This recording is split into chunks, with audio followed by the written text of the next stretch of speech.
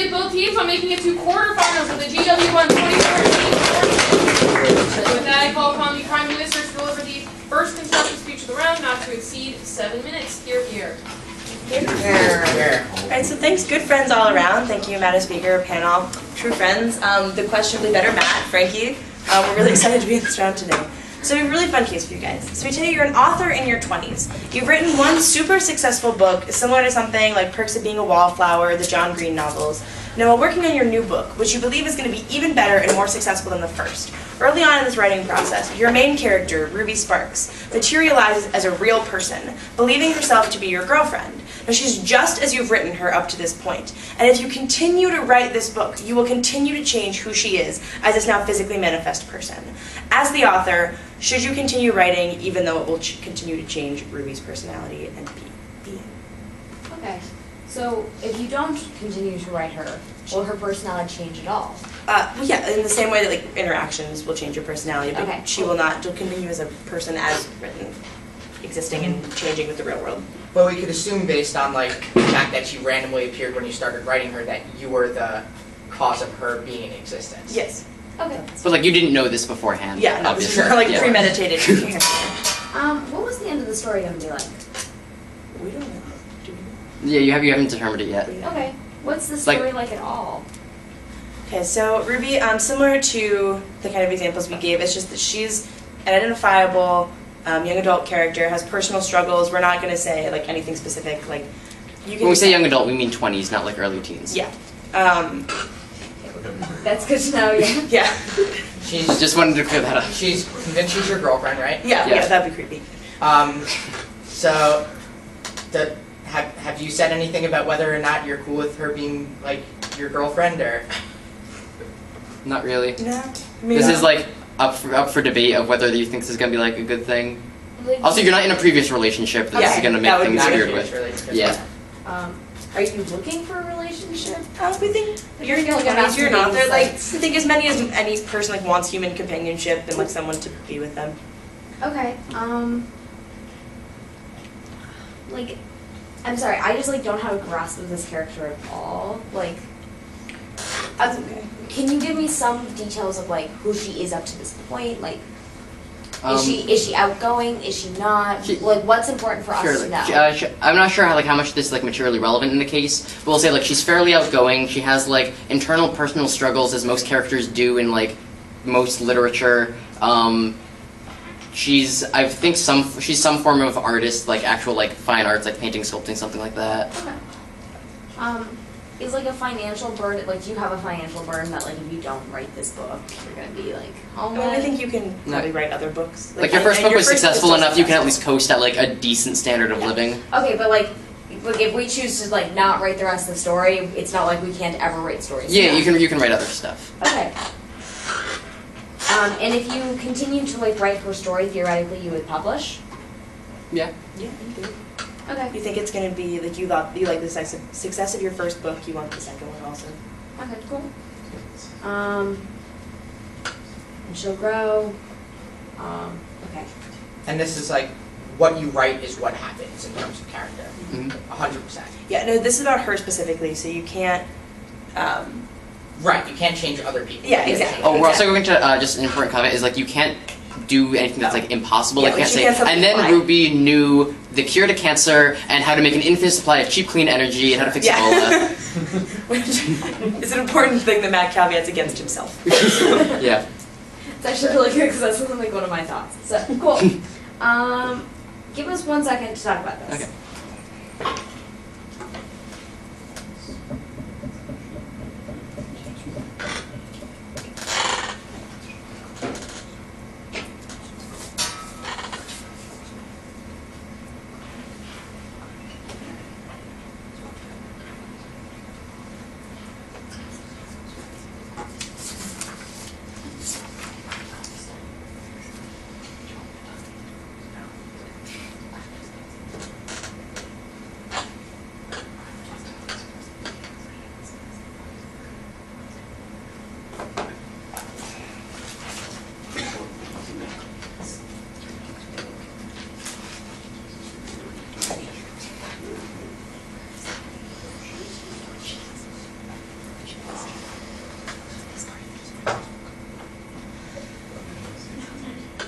Wait, I gotta clarify. So if I let her, like, if I let her go, she's gonna stay a real human being. Yes. Oh yeah, that's Yeah, no, so she's physically existing, manifest, like, the only thing you stopping writing means you stop having influence over her changing. And like this is Direct just a influence. clarification thing. I don't think this is gonna really be important, but like we could assume that future characters you write probably won't magically come to life. We have no reason to think they will, but like shit happens. This is also not, like, it's nothing that, like, we base the whole case on. Right. No, that's more why I was. Yeah, we don't think this is important. It's something that comes up, but it's definitely not, like, the be-all, end-all, like, you could. Like she's your main character. Yeah. Like Okay. Yeah, Should it is that's more the sense. case. No choice. Should have. Okay, one question. How narcissistic are you? Is this a question I should direct at the judges, or? We think it's the same that anyone, you know, you wrote a successful book, you're writing another one with the idea of having success. We think you like having fans. Well, like you're not a sociopath with a No, complex. absolutely not. Cool. Someone Okay, I think we will eventually come to agreement on this. good. That's important to the round.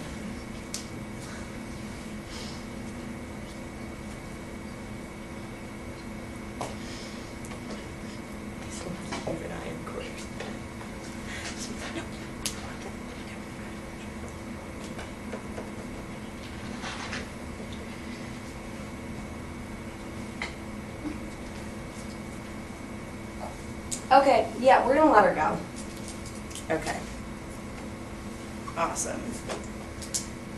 So thanks again everyone for being here. We have 3 independent points as to why you must continue writing as Ruby's creator.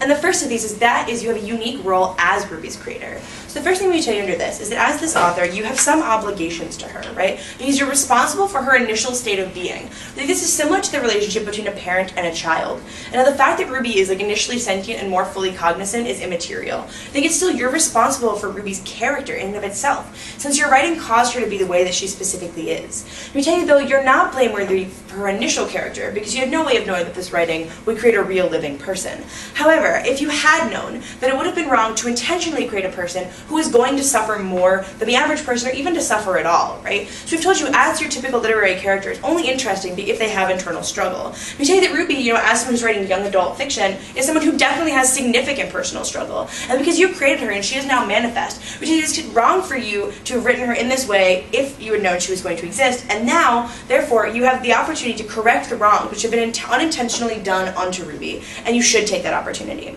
Now, there are many reasons that Ruby is probably substantially different than you had written her if you'd known she would have actually become real. Now, the first reason is that she's definitely the unfinished first draft of one of your characters. Now, this means that she probably is the result of one burst of creative energy about what you wanted this character to be, based on a couple rough criteria about what you thought would work best for your vague outline of a plot at this point. Now, she definitely won't be well developed, but a mere real first impression, really a caricature of a set of few select characteristics. Like, thinking of the fact that in the first drafts of Harry Potter, like, J.K. Rowling wanted, like, Harry and Hermione to be a thing, and, like, no one wants that. So I don't think this is, like, the real end character that you want to have. Second thing we tell you is that all characters exist specifically within the context of their particular work of fiction. Now, while it's extremely clear, like Gandalf or Han Solo would have to be altered significantly in order to interact with our world without having an incredibly difficult time, this is still true, even if not to the same extent. If we were to talk about moving characters to the real world from, like, the Royal Tenenbaums, The Catcher in the Rye, or, like, even Seinfeld, this is because their fictional world has its own logic and preconditions based on the particular idiom of the author. This is also true because we want our fiction to be different from reality, in at least some ways, so that the audience wants it to be interesting and engaging in some way that their actual life isn't. Otherwise, why would they turn to fiction if it presents them nothing unique from their own life? So today, this is you owe it to Ruby to make her better able to face this real world. If her conditions are so only written so that she can exist in the fictional world you've created, she's unable to meaningfully interact with the people around her, to grasp social norms, to have real meaningful conversations, and to form meaningful relations from people other than yourself. So finally to this, we tell you that narratives are about some kind of conflict, right? And in this kind of character-focused narrative, what the character is struggling with generally is something about themselves. So we tell you Ruby probably, again, has this artificially high amount of personal struggles and difficulties which you've imposed upon her. Because you thought this would be an alternatively interesting to a real world character. This is unfair to place on her because I think our world has a shit ton of struggles already, and to place upon her something equivalent you could say to things like depression or internal struggle is really unfair to then place upon her in the real world. I think if you can fix that with her, that's something you have an obligation to do. Now our second independent point is that why you would do this for anybody. So I tell you first, that even if you didn't have obligations to repair the harms you've actively done in your creation of Ruby, this would still be a good thing to do. Now when you're friends with someone, right, and when you love someone, we think that as this character, this is someone that you've created, you've put your passion into, something you're intrinsically, you have a stake in. You become concerned with their happiness and them achieving their goals. You try to help them in achieving what they wish and will make them happy. And we think we already do this in the real world in many ways, right? So that we help a friend, we encourage them, right? But however, the means that we in the real world are using to we are able to employ in helping our friends to change and meet their goals are limited by the fact that we literally can't use magic, right, in order to do so. However, this is within our range of capabilities, we definitely would. If I could do magic, Matt would be first SOTY, guys. Like, let's talk. So I think that if you have the ability to do magic, we think you would, like, which is what this essentially is, you would help your friends for the better because you think you're emotionally invested in their success. Now, furthermore to this, we tell you there are often things that people want to change about themselves, which are extraordinarily difficult or impossible to change without essential magic. And therefore, by choosing not to write, you forego the possibility of ever helping Ruby with these things.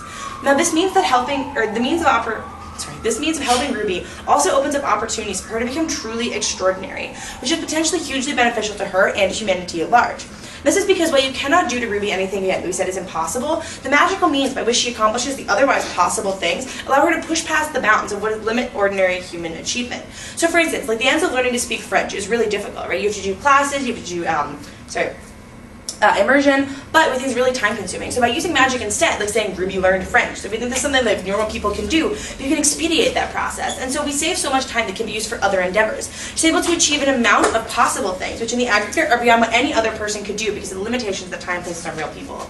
Now at this thing, Ruby's able to do Ruby's able to do things which otherwise have been impossible. She's the first person to gain the prerequisite knowledge, skills, etc. to make a new advancement in medicine, engineering, or art. And this is the kind of unique achievement that we believe humans find to be truly fulfilling. And we tell this is very important. It's only at this point where she gets beyond ordinary human possibility that Ruby is able to act truly independently. Because while in the range of the ordinarily possible, she's simply acting out what you could have otherwise magicked her to be or to do even better. So the third independent point we give you is that you have obligations to yourself and to art as a whole. So the first thing we tell you is part of an interdependent society, our survival and our high standard of living is dependent on the actions of others to provide for us. Now we believe that we have reciprocal obligations to society at large for sustaining us in this manner. Now a free market system approximates these reciprocal obligations by having us gain money for services rendered for society, by expending money on the consumption of society services. However, because of all kinds of structural biases, from like institutional discrimination to inherited poverty, as a straight white male, this author, you're born to one of the most prosperous societies in human history, you've been strongly advantaged in this system, right? You've made more money from your work than you likely would have if you were from a less advantaged social group. And therefore the market system overestimates how well you have repaid reciprocal social obligations, allowing you to claim a greater value of resources than you yourself would provide him. Thus, you have unfulfilled obligations to society. And as someone who is very good at producing art, this would be a good way to fulfill these obligations. And this is a really long and important way to say that you have white male privilege, right? Not will privilege. So we think this is really important because I think as a white male, you owe something specifically back to society. So that you can do this in a really unique and interesting way by continuing this work of art, by seeing how it manifests in the real world, plus even then writing about those experiences. This is an important contribution to art that not only you can make, but you can allow Ruby to make. So as we've already told you, by giving her these additional abilities that no people could have, but that she's able to have it at a faster and more efficient rate, that you could have her create good things for art as well. The final thing we tell you is why this benefits yourself. So this, as people, we form our identities through our functions. Now mothers and fathers consider being a parent an important part of their identity, where they spend a large portion of their time parenting. This is not simply if they've taken part in the creation of a child. It's when we willingly and without external coercion devote much of our mental capacity, lifespan, and creative energy to something, that thing becomes a core part of our identity. You have formed your identity through the creation of art and literary narratives. Therefore, to give up your art, that which you believe will be a masterpiece, you reject who you are as an individual and preclude your ability to further grow your identity. Essentially, we tell you, in really low terms, you just care about art a lot, right? You think this is important art that you want to continue making and you want to see through to the end. And for all these reasons, we are incredibly proud to propose. Hear, hear. A speaker now called on the leader of the opposition.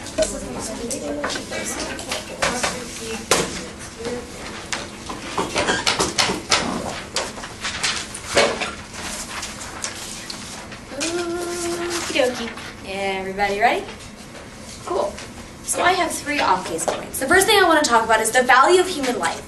Because look, maybe Ruby Sparks started off as something other than human, but now she now to a core, she is a human being. She is no different than anyone else who sits in this room. And at that point, she has a right to 3 different things. The first thing we would posit she has a right to is self-actualization. Because at the point in which you continue to control her life, though she interacts with other people who are not being controlled, you have, in that system, thus devalued her and told her that she ought not be able to access her own autonomy because somehow she's lesser in society. Somehow, because she was born of a different way, she doesn't deserve this self-actualization. And we think that's incredibly problematic because it ultimately furthers the narrative that when you are created by something, or somebody creates you in the same way that a parent might give birth to children, that they then have full autonomy over you and that you should ultimately mirror them because whatever you want and the way you identify is not as important. And this leads right into the second thing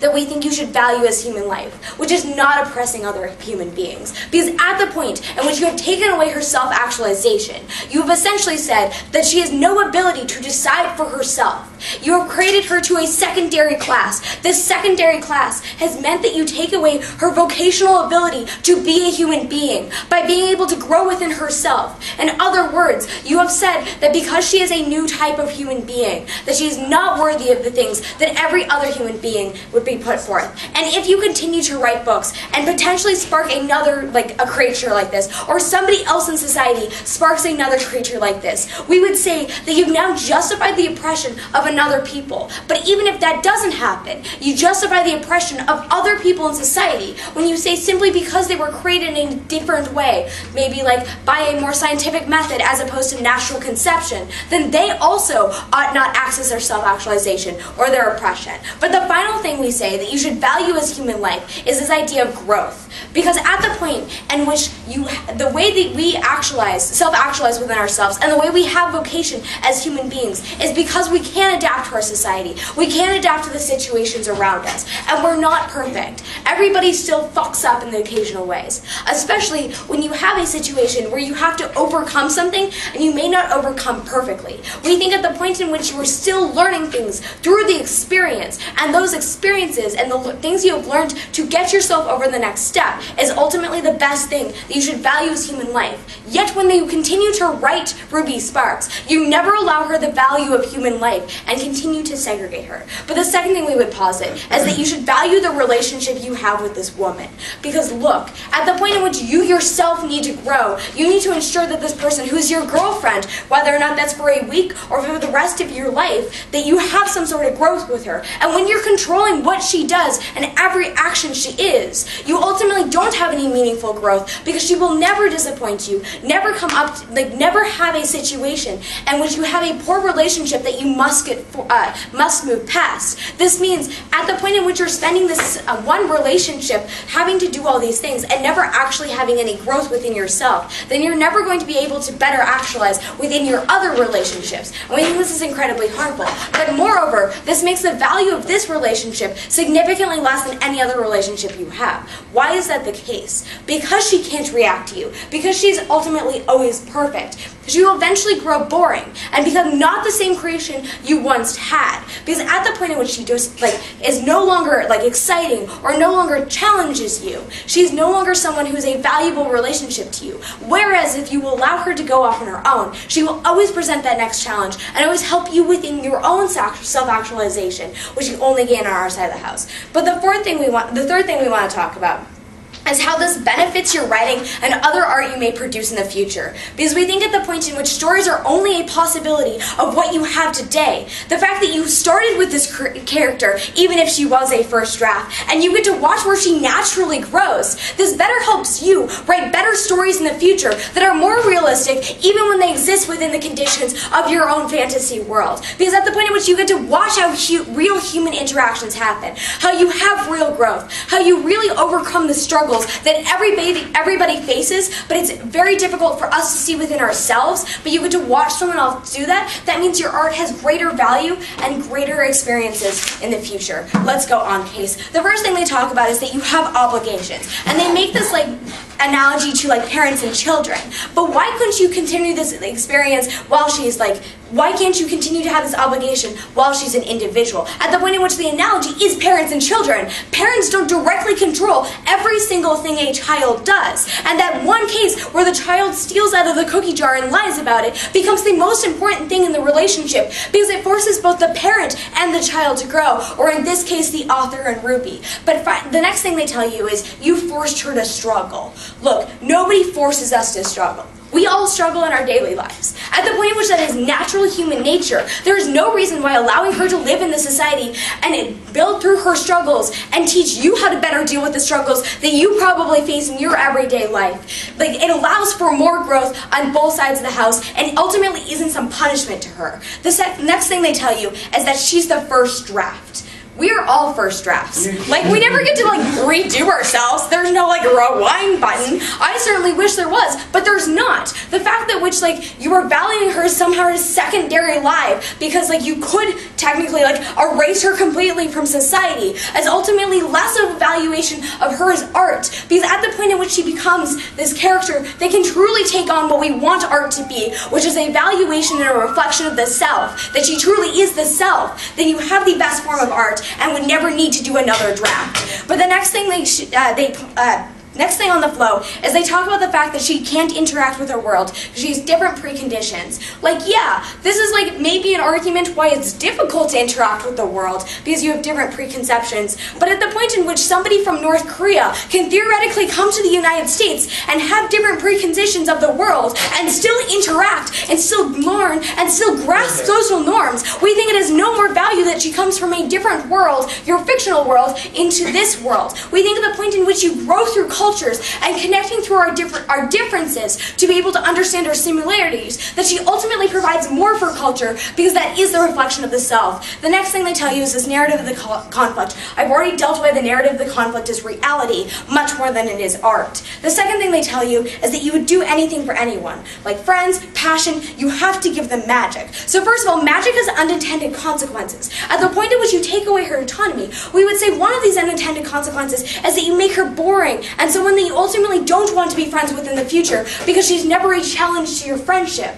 But moreover, we would say that at the point in which you use magic to get past these non-unique goals, on which side of the house we can both achieve things like learning French, they devalue the experience of accessing that ultimate goal. Because it's not just that you can speak French, it's that you learn to speak a new language and that you met people while doing that. Using this magic ultimately just skips that final step. And finally, this idea that she can be beyond an ordinary human being forces her to be perfect. And this is incredibly problematic because at the point in which you tell her that she must be perfect, she must be better than this human being, she can only disappoint you, which means ultimately you get negative emotions on their side of the house when she's forced to disappoint you. But moreover, when you force her to be something that she isn't, we think she could be beyond perfect, beyond ordinary if you simply allow her to self-actualize, because that's how you get the reflection of the self. Then finally they tell you you have an obligation to society. They tell you you're a white man, so you should control women.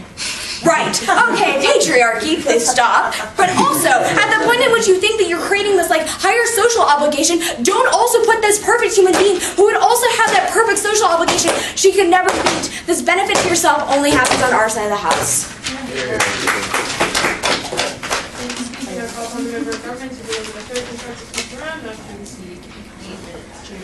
We'd also like to remind the room that the judges are taking care of timing and we'll start the time. Okay.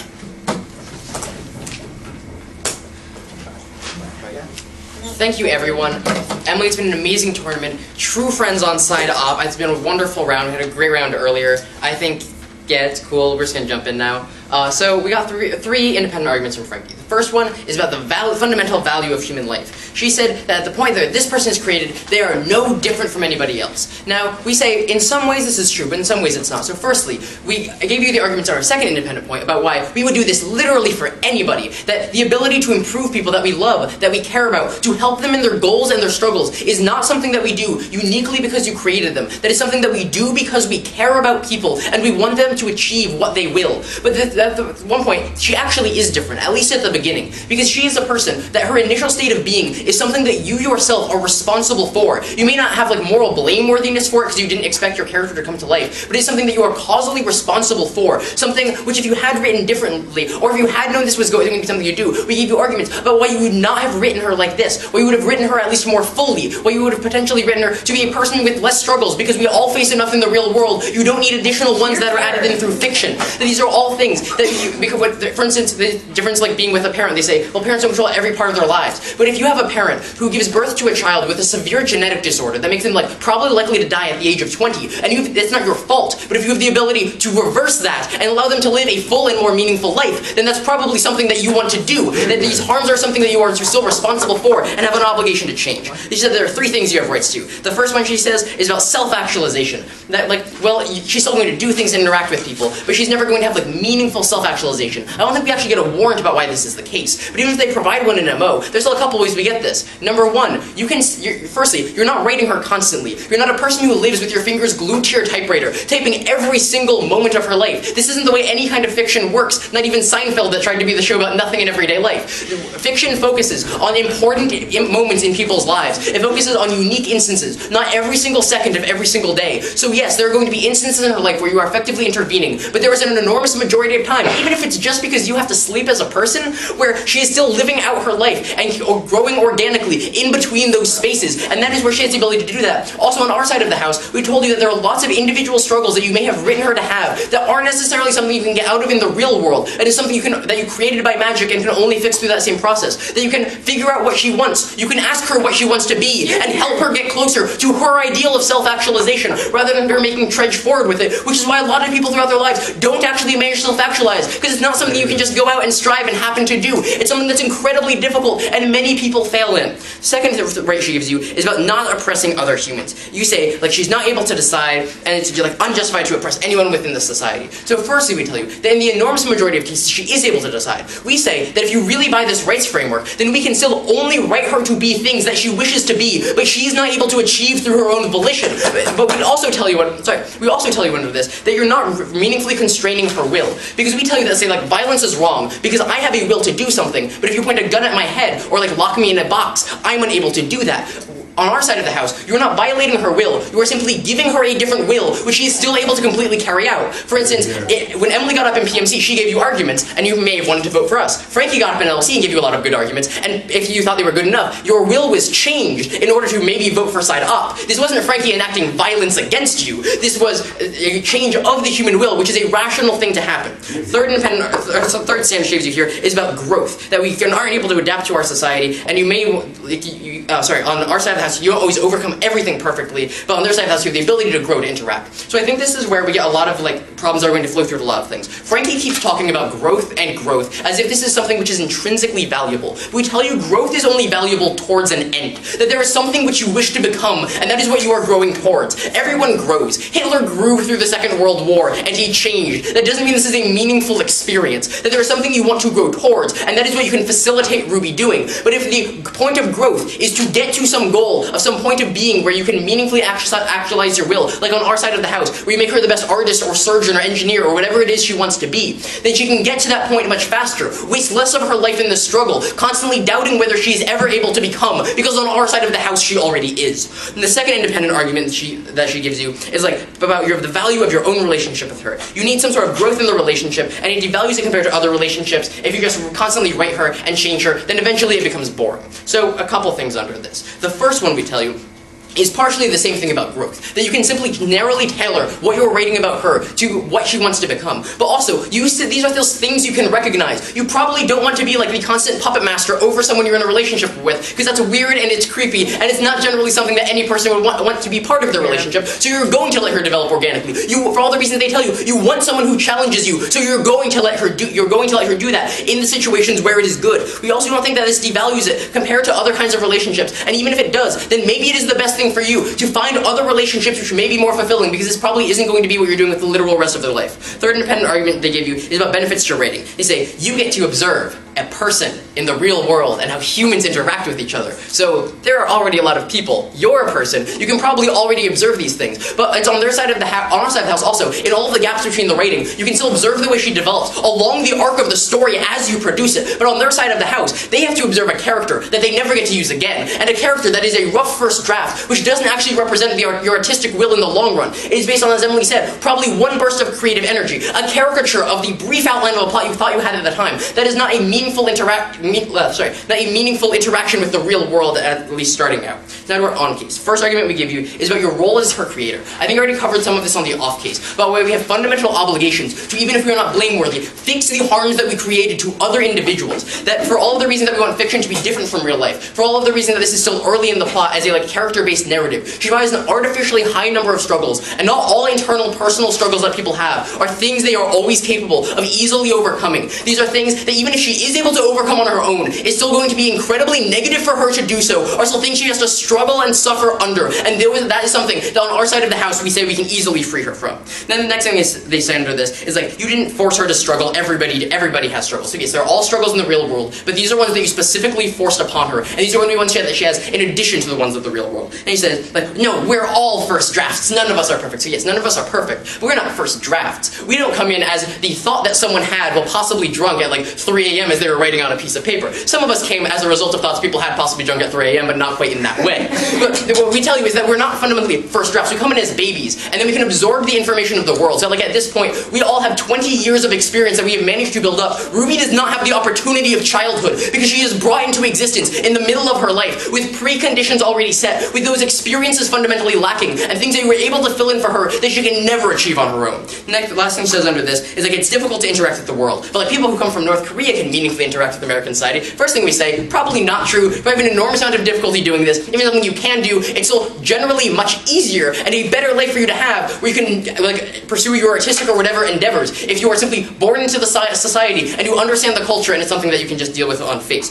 Second argument we give you is about why you would do it for everybody. All she says is magic has unintended consequences. She might become someone who doesn't challenge you. We say you can take this into account. If this is becoming a real problem, stop magicking her for a while, let her develop organically. We still get those benefits. And he says well, we can all learn to speak French, so that's great. It's really about the journey, not the destination. This misses the point of this argument entirely. She can learn it like that. She can learn things in maybe biology or chemistry, like that. You can bring her to the forefront of whatever field she wants to be in, to the point where it is at this point where she has reached the peak of what human knowledge currently is, that after this point, she can extend it yet further, invent a new medicine, a new principle of engineering, a new concerto that will bring joy or utility to the world as a whole. That is the point where she is a truly autonomous actor, because until you bring her to the point, every single action she takes is something you could have magicked her to have done. But on our side of the house, when she exists on this high plane of existence, this is not something you could have made her, but something that she has truly become herself. And for all these reasons, we're proud to propose.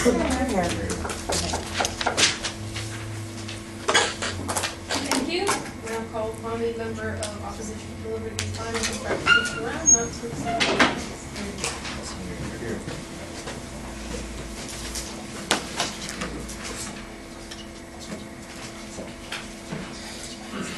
Alright, everyone good? Cool.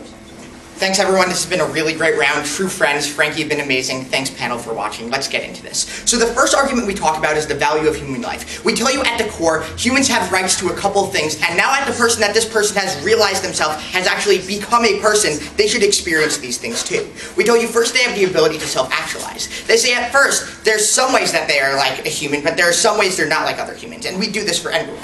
So first, we tell you it's probably bad to do this for everyone. We don't think that you as a human being have the right to control the lives of other people. Hear, hear. We don't think any one person should be responsible for oppressing and telling people the way they should be living their lives. They say you don't need to control everything about her life, but if you can't control everything about her life, then they lose all their benefits about all these things they're controlling. What we tell you is even if you do control little things about her life, at the point where you're controlling any part about their life, that's necessarily oppressive. You're stopping them from actualizing. You're stopping them from having any kind of meaningful say in what they do and how they do it.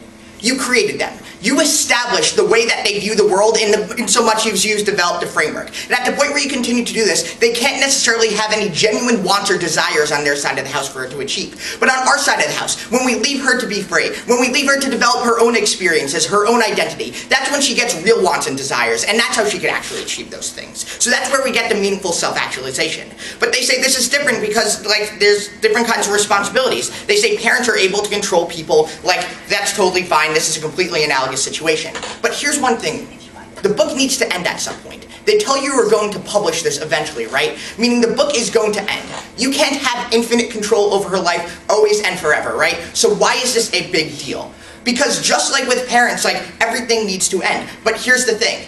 We think that at the point where she's going to need to be autonomous at some point, probably sometime in the near future, you should probably just let her go free in the first place. This temporary oppression really isn't going to get that much benefits. You don't have time for her to be an expert biologist, an expert chemist, an expert linguist, in like the short amount of time that it's going to take to write the novel. But at the point where you're not going to be publishing the novel and you're just going to be using this for your own personal benefit, we think this makes you oppressive as an actor. We think it devalues every kind of rights that she has to autonomy, to any kind of say in what she is as a human being. And at the point where that's true, you devalue any experiences that she has at the point where she has no control over anything. You're here. But next they say, like, these struggles aren't necessarily real, they're artificially inflated. But why? You're a human being. You're the one who developed these struggles as a writer. Why are the struggles that you experienced in envisioning this book not necessarily valuable? Why? Because people don't necessarily have them on a regular basis. Are her struggles not necessarily valuable? We think any kind of struggle, whether they're from a book, from someone's mind, like, people influence other people's struggles all the time. And at the point where this is true, and this is one of her struggles, we don't think the ability to magically take it away is meaningful. We think people need to get through struggles, experience things, in order to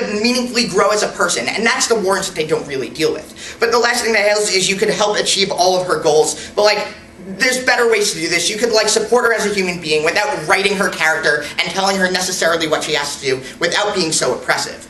But the next response to say is you could only do the things that she wants to do. We tell you, like, you wrote her as a character. She never actually gets to say what she wants to do. At the point where you're deciding that you have the privilege to decide her life. And at the point where that's true, we think it's bad. If they want to talk about privilege, right? If they want to talk about the privilege that you have, we think the privilege is worse on their side of the house when they feel that they have the privilege to control somebody else's life entirely. We think this is really problematic. We don't think that you can necessarily write one or two words and call that. I think that's kind of like squirrely what they're trying to do there. It's either you want to write her life and control it, or you don't. We think freedom is necessarily better. But the last thing we talk about is growth. They say growth is only value with an end at mind. So like, we don't necessarily think this is true. We think the experience is incredibly important. And the one thing they don't really deal with is that the growth comes from reflecting on your experiences, from looking at what you've done in the past and understanding why things are important. On their side of the house, she doesn't understand why things are important, but even if she does, any kind of growth that she has is changed at the point where you could just rewrite the character, change a feature of her life, whenever you just go down to the book and jot a couple things on a page. We don't think that creates any kind of meaningful growth, and even if it is, you just could completely knife it when you'd want to do that.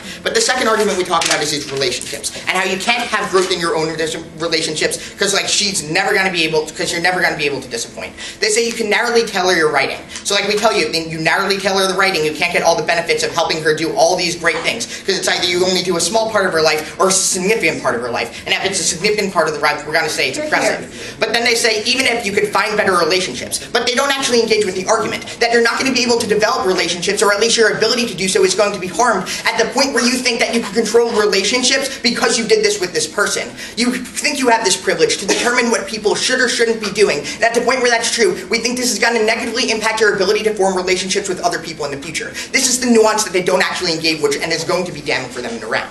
But the last argument we talk about is benefits to your art. We tell you that the story is only a possibility, and that like she can help you like write better stories by like seeing what she's experiencing, by developing things based on better understanding of human nature, because you created her, but you could see where she could go naturally. They say, but you need to develop things along an arc, and you never actually get to use this character. But we tell you that you could actually see this and write characters based on her experiences, based on her development naturally, as opposed to the artificial development they get on their side of the house. We think the art is a lot more meaningful, and this is something that they drop when it's developed through things like reflection of the self and reflection of the struggles that exist in society. We don't think art that is artificially positive, that doesn't have these true experiences, is necessarily meaningful. We get the much more meaningful art on our side of the house, and as an artist, that's probably one of the things you're striving to achieve.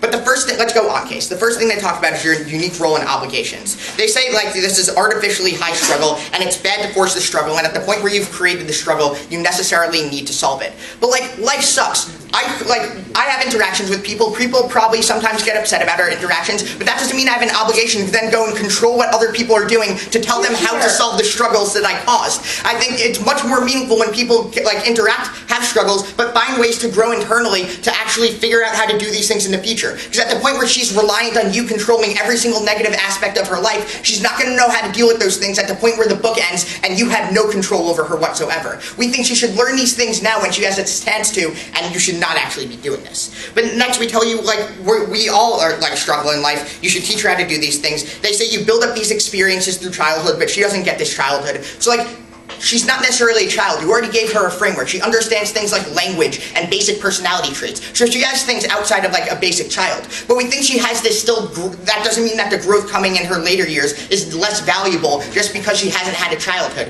We think that growth is going to be more valuable at the point where you are able to meaningfully understand what's going on as opposed to what's going on in childhood where you know things are changing, but you haven't actually developed the mental capacity to understand it. We think understanding this growth and change gives a lot more meaningful benefits to the girl when you actually write this. But we tell you we're all first drafts. That that when you change this, like it creates less value to the art. They respond like, but no, like even if we're all first drafts, like we all benefit through like these unique experiences. We've already dealt with this. The unique experiences are better when she gets to choose these things herself. But lastly, we tell you, yeah, it's difficult to interact with society, but not impossible. They say, but it's really, really hard to interact if you're from North Korea. Maybe. But I think that's part of creating a person. Finding a way to interact with society. Finding your place in society. And at the point where that's true, we better let her do that instead of telling her what her place in society is. We think that oppressive nature is really harmful to you as an actor. But the second argument they talk about is how you do it for anyone, because you put passions into your characters, and therefore you should want to make them look good. They say you bring it to the forefront of like new ideas and all these great things. But she never actually, we tell you, she never actually has these desires to get to the forefront. That all these things are artificial creations of what you've written about her. And at the point where that's true, and you're not actually fulfilling her desires, there's nothing meaningful about it. All you're doing is being a sadistic dick who's controlling her life for the sake of your own pleasure. And we think that's the most damning thing you can do as a human being. It harms your ability to form any other kinds of relationships, and that's going to be the worst thing for them in the round. And we tell you that it forces perfection, that you're not going to be, that you're going to be disappointed at all times, because all that could happen is disappointment. And at the point where that's true, you're never going to be happy with this character. For these reasons, we're proud of this. Here, here.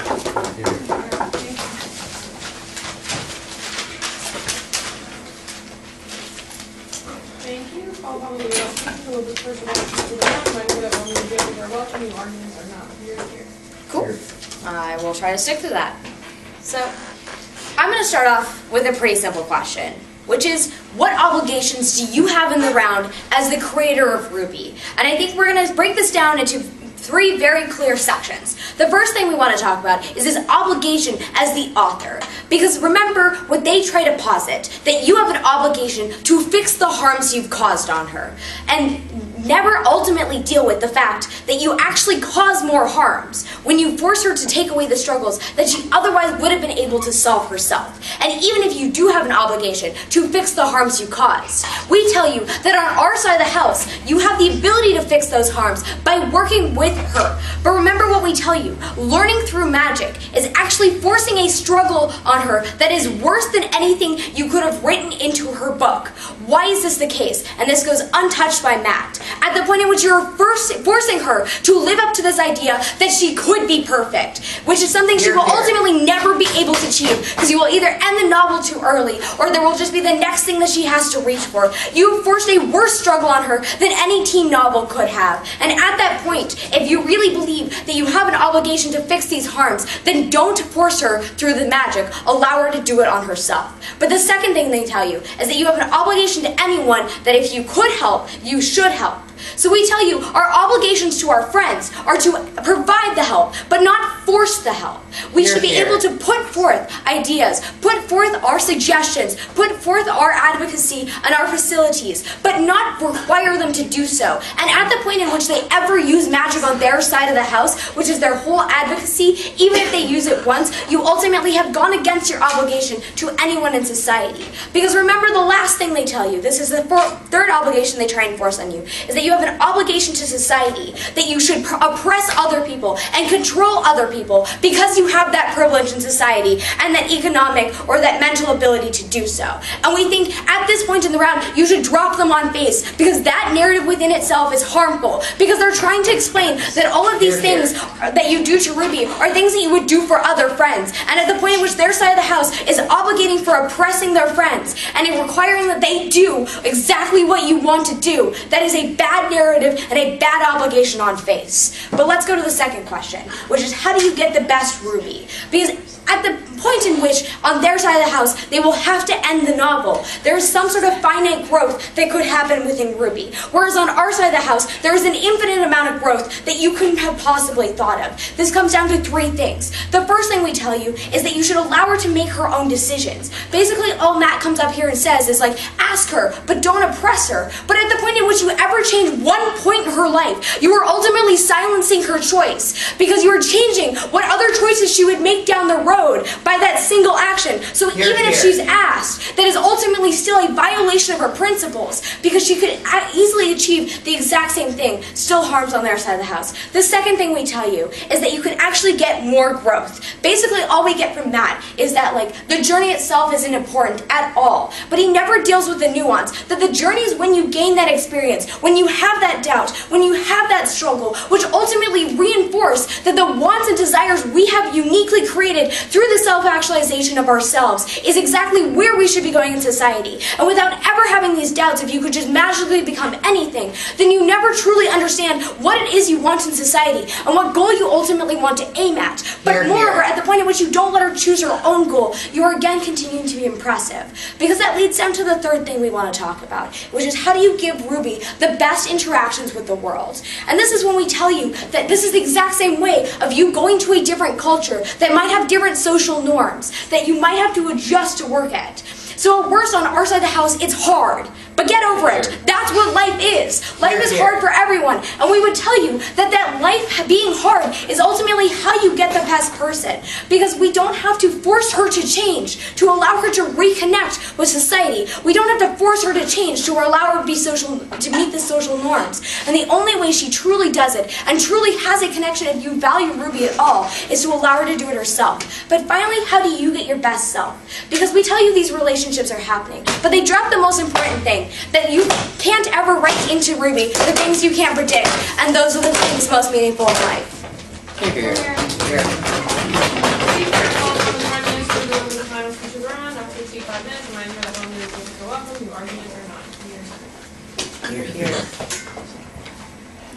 Awesome. So I have a lot to get through, so let's just jump right in. So the first thing we talk about is the fact we just want to clarify we're not writing everything for Ruby's life. Again, Matt tells you there's actual real life constraints, so you can't sit up writing 24 hours a day. But we tell you that's not something that we want to actually do. That's not the way you make good art, right? We've talked to you about we're willing to make some significant changes to Ruby's life. We'll tell you why that's important. But if you buy either we write a whole lot, or even if we write just a little to help her in the beginning, we win both sides.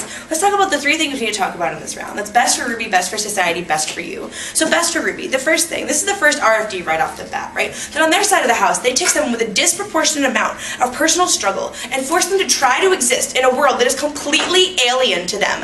This is just not changing social norms. This is having fictional preconditions for what the world is, right? And then forcing them to a different world and saying, good luck, hope it goes well, right? And we've told you, and they never contend that why a fictional person you've written as a first draft is going to have some significant internal struggle. This is not just the world is hard, I deal with waking up every day, I deal with partnering with Matt, right? This is something intrinsic, maybe a horrible depression or personal self-doubt or anxiety. And this is something that you've literally given them. And they say that you, on their side, just let them deal with it. That's abuse, we say, on their side of the house. Not what we're saying, which is you've created this harm, take it away from them. Now we tell you, at least make up for it. They say, this is a real world thing. You take an inspiration from the real world. We say, J.K. Rowling's parents weren't murdered by Voldemort. Right? This is fiction. You've created it because it's more interesting. You made her uniquely struggling, something you need to then uniquely correct for her.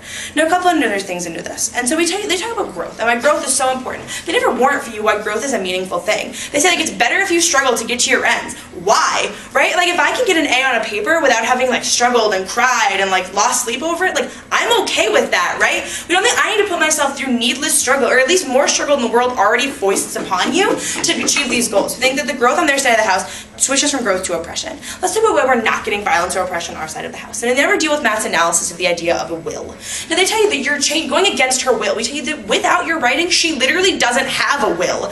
Every will she has at the beginning is one you've written for her. Now you're not going against what she wants because you're literally changing what she wants, right? Or, so we say we're changing her will the same way that we are in this round. Or, and they never do, you literally ask her, hey Ruby, what do you want to do? Do you want to be a great artist? Let me help you get there. Do you want to be a great scientist? Literally, let me help you get there. So So either we say she doesn't have a will, or if you buy that she does, we ask her what it is and we help her achieve it. In no way are we being violent or oppressive on our side of the house. If Matt could literally magically teach me econ right now, I'd buy into that right now. Make our ops way easier. So this is something that if you ask her what she wants and you can magically give it, let's do it.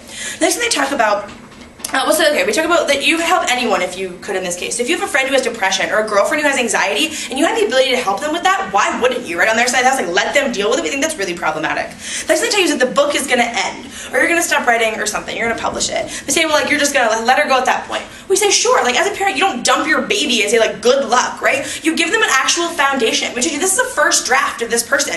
You should actually meaningfully prepare her for society. We can on our side of the house advocate for literally fixing her internal struggles, giving her some basic knowledge of this world and then saying like go ahead, right? We think we're gonna even do more than that because as a human being she's gonna want to do more than that. So on our side we're able to do this. And this is the second RFD right here. Is that she's only able to ever be completely free. If you think that being completely free is the goal, when you give her enough skills and abilities she can actualize beyond what you're able to do for her. Because up until that point you are then able to do every single thing that she's already doing by herself but better and faster. She's only meaningfully free when she's gone past what you could actually write for her to do. You give her these skills. You say like you understand how to paint art that no one has ever created before. You can't make Ruby create the art because it's unique and important, something she can do by herself. The only way we get meaningful freedom, if that's what you care about, is on our side of the house. Now the second question we have to ask overall, right, is what's best for society? Because I think as an author you do have obligations to society. As a human being you have obligations to society. To you first, and this is really important, the third RFD if you will, that you have a unique opportunity to do really, really great and important things for society.